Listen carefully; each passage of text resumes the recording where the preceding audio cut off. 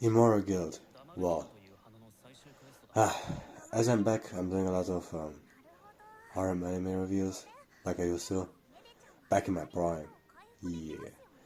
Anyhow, Immoral Guild is it's very lame, even for anime standards.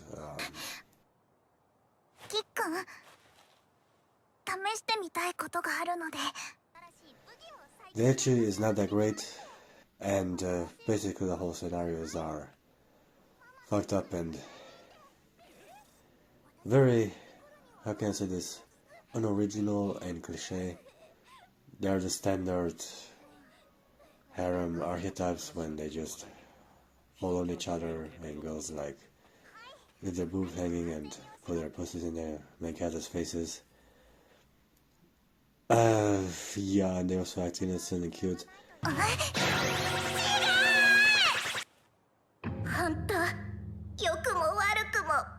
Yeah, this is what you should expect from a harem anime. I mean, especially a shonen one. Seinen can actually offer a bit more sex and all that, but it lacks a certain spin on it to make it more engaging and to add a bit of originality to make it stand out and not just be this generic, awfully plain looking show.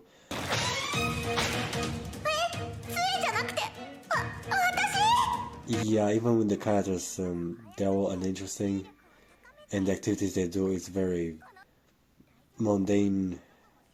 MMORPGs, isekai, game worlds, Dharmachi stuff, however with no real plot, no proper world building, no explanation for all these familiars, for all these guilds they have.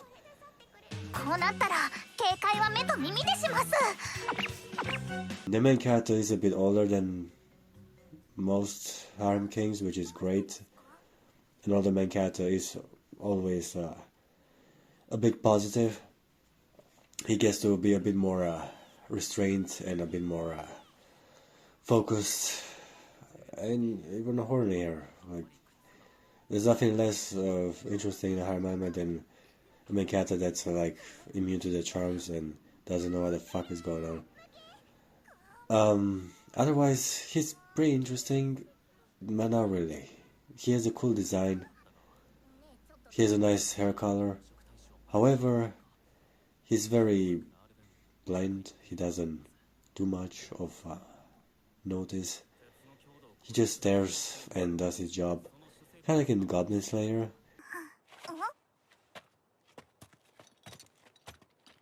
But the thing about Goblin Slayer is that exactly made him charming and cool. His cold demeanor and the fact that he has his face and he stays just stoic most of the time. That's what made him a great character, and all the other girls around him were just adding some sort of flair and charm to his persona, as they were just like creating these awesome interactions around him, making him stand out. It was a brilliant implication of girls to further develop the male character, which is exactly what a harem anime is supposed to do. Here, however, the girls are filler girls. They feel kind of useless. They feel kind of like filler characters. I guess they are like animals and stuff like that. It's just children getting molested by weird rabbits, monkeys, and whatever the fuck is in those woods. There's no danger or nothing at stake besides them getting groped, and I guess that's the main purpose of the show, so it's nothing really to keep me in suspense or on the edge of my seat, so like, ooh, what's gonna happen next? It's mostly just fucking around and the usual molestation and groping and partial skin exposure, which is also a big disappointment and a big issue I have with the show. Even though I'm watching the uncensored version, there ain't much nudity there. These are like the surface level problems of the show, and sadly, it's a very superficial story and in execution. There ain't much going on here. I mean, even other shows, like, they focus especially on fan service and ecchi and girls naked fighting or something like that, like Queen's Blade. There was a tournament going on. There was fighting a queen. There was some family dynamic. There was rivalities between sisters. There was conflict of interest from other realms, which each of them wanted the power for themselves to bring something back to their clans or to their families. It made more sense as they had backstories and proper character development, while here's just random girls that have classic anime stereotypical personalities. Alright, when I said that there's no nudity, there's some big titties around episode 4. Episode 4 is the best. In this one, there's a good scene. What's happening around the blonde girl who's at the counter. The blonde girl who like gives him a quest and all that. Like,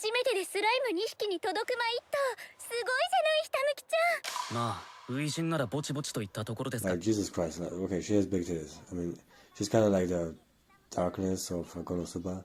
But this time she's the best girl in that Megumi. Even though, in my opinion, Aqua is the best girl. She has very amazing ass. I mean, even though her personality, it didn't bother me. She was cool. As I was saying, there are some highlights, but again, nothing to make it stand out or make it recommended, or you get exactly what a harem should present. It's a bit of a bummer because there are other titles which offer some lore, some interesting yokai stuff, some religious stuff here and there, some traditional. It feels a bit more complex in DxD, as they have all this religion stuff involved with angels and demons, or Hot Springs with yokai and all this weird entities and spirits that come around. Even in Data Life, it has established lore and a danger approaching, a purpose, and everything in between is just the beauty of the harem.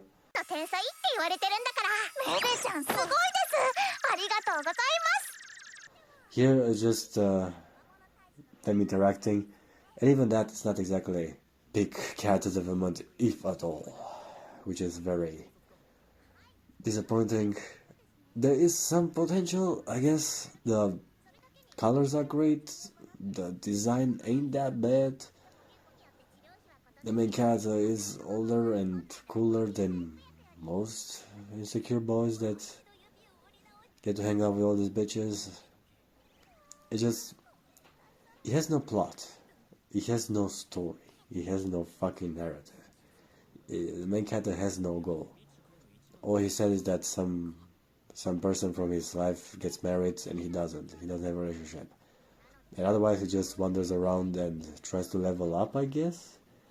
While the girls from his harem are getting, instead of ripped to shreds and murdered by weird animals that are also cannon fodder for leveling up for experience, they're getting molested by them, which is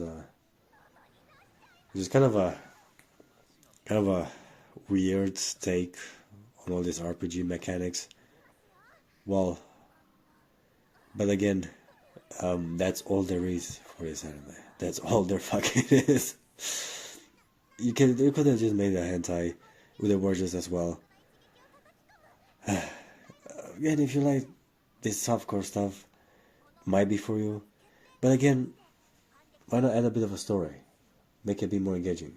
Have some conflict. Have some things going on. Like give them a mission to accomplish. Give them some opponents, or maybe establish a villain, which is the easiest storytelling possible.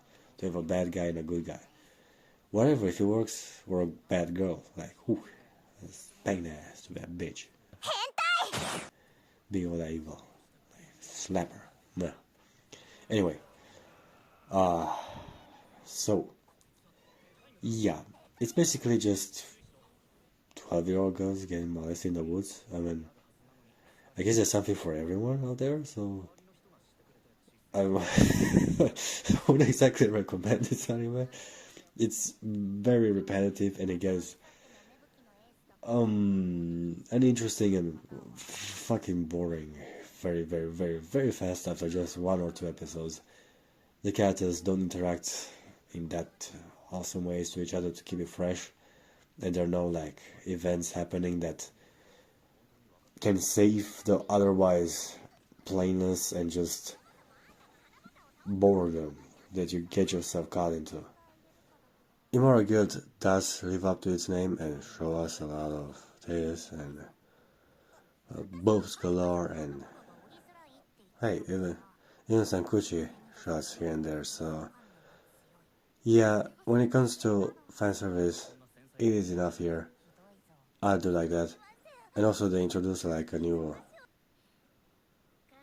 slender elf blonde girl, which is pretty good compared to the innkeeper questkeeper girl, quite like huge kazangas. She was amazing darkness kind of girl.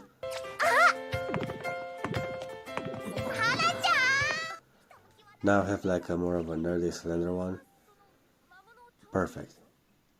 So yeah, I gotta admit, it does play to pretty much every fetish you might want to enjoy and think about.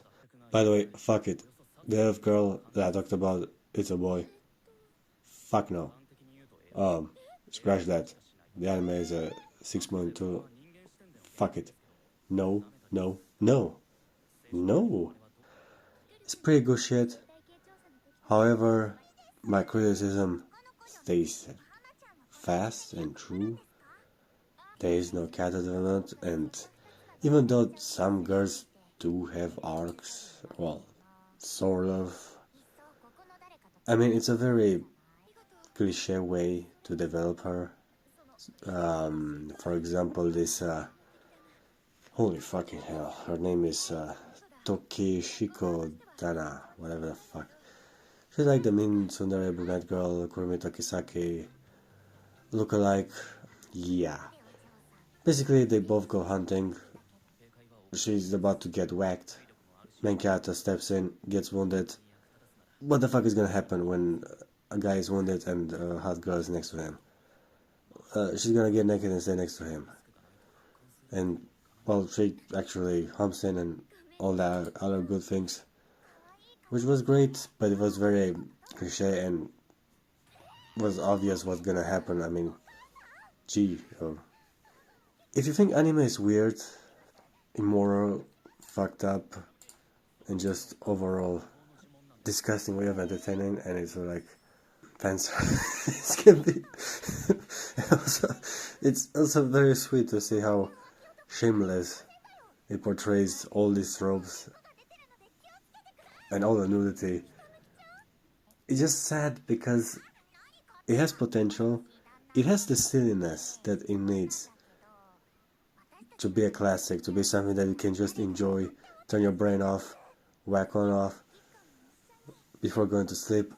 The only problem is, well, if it's not a hentai, you kind of need a bit of a story. I mean, a bit of character development, a bit of an arc, a bit of make some sense out of it. Like, give them a goal, something to achieve. Like, it just feels like random characters going to the woods and, well, fucking, but they don't. They just get molested by. I'll give Immoral Guild. Damn it, this hurts, but I want to give it like a 6.4. Sorry, it's not even 6.5, it's even 4. Because it's fucking boring and I can't really recommend it. It's fucking pissing me off.